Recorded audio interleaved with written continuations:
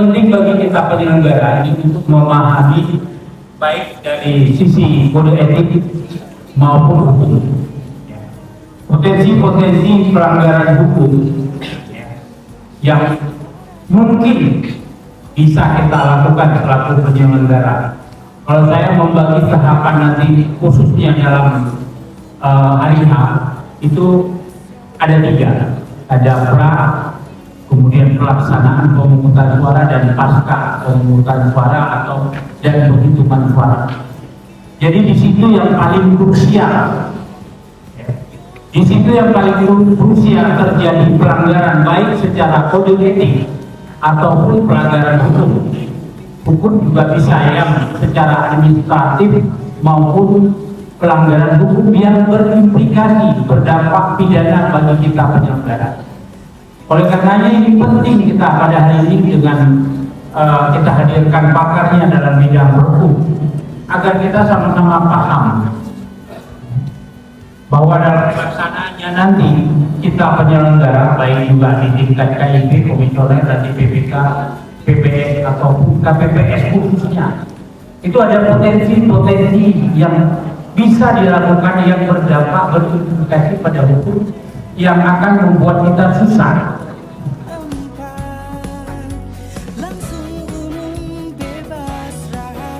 Karena sebenarnya gimana khususnya? Gimana istimewanya? Atau jangan-jangan sama? Tapi yang jelas kita sudah tahu bedanya dulu. KIP adalah KPUD, KPUD adalah KIP. Tapi kenapa ini jadi KIP? Yang anehnya Bapak Ibu semua kan sama semua dengan daerah lain. Itu di sini punya wewenang dari provinsi sampai ke kabupaten kota menyelenggarakan pemilu dan pilkada. Jadi KIP jelas diatur dalam BA. Untuk pemilu yang penyelenggaranya adalah KIP, untuk pilkada juga KIP.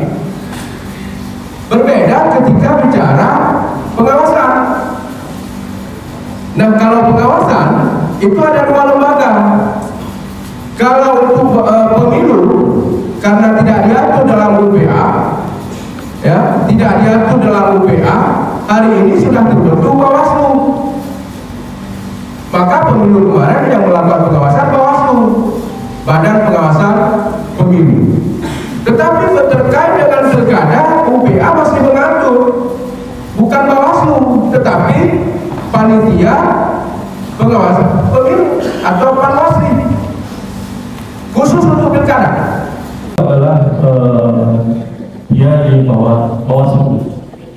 Jadi Gakumdu itu terdiri dari Gakumdunya sendiri, dari sipil dan dari polisi.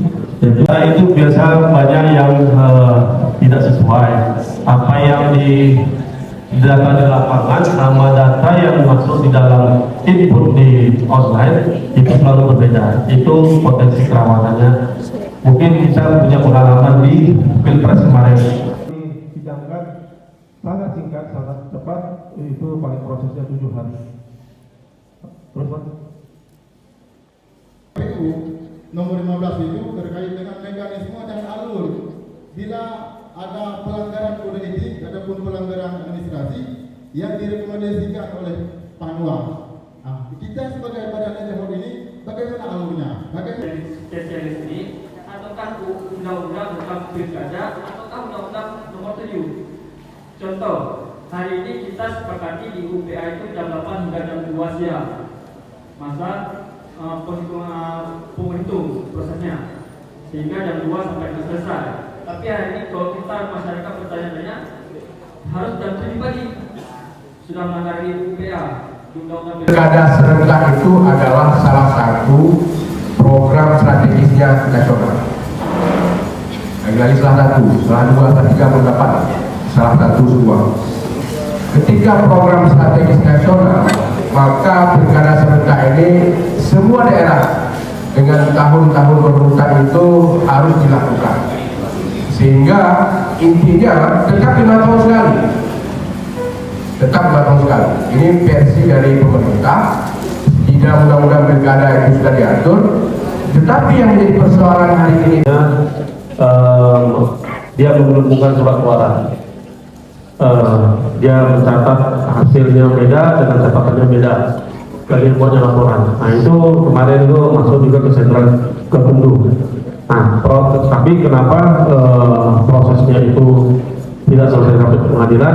Mungkin ada permintaan maaf dan lain sebagainya, jadi diperbaiki dan itu tidak langsung dilanjutkan ke pengadilan. Prosesnya gimana caranya? Bukan prosesnya gimana caranya melaporkan, tapi bagaimana bisa itu jadi laporan. Itu pertanyaan yang lebih konkretnya. Kalau bapak-bapak ibu-ibu ingin melaporkan masyarakat atau penyelenggara pemilu lainnya yang terkait dengan pilkada, apa-apa yang perlu disiapkan? Kita ada HP, kita ada handphone. Itu bukti rekaman itu otentik untuk kita jadikan sebagai alat bukti.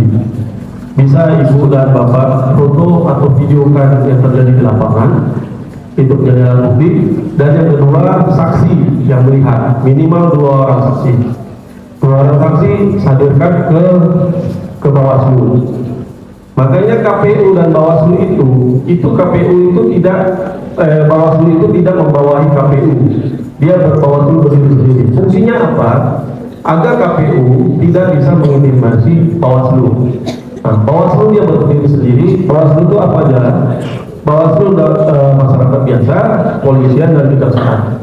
Jika bapak-bapak ibu mendapatkan dari masyarakat atau penyelenggara pemilu lainnya yang berbuat curang, minimal 2 orang saksi harus dihadirkan ke Bawaslu.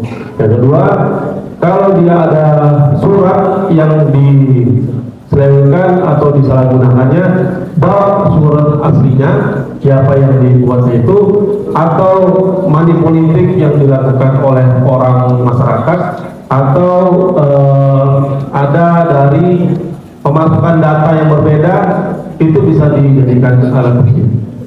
Misalnya komputer ataupun berkasnya yang berbeda. Ambil berkas aslinya ya, tapi bukan fotokopi. Kita memahami keadilan itu dan tidak mendalimi partai politik, tidak mendalimi pasangan calon, ya kan? Itu saya kira kita sudah profesional, sesuai dengan kapasitas kita di bawah. Tetapi kalau kita punya niat,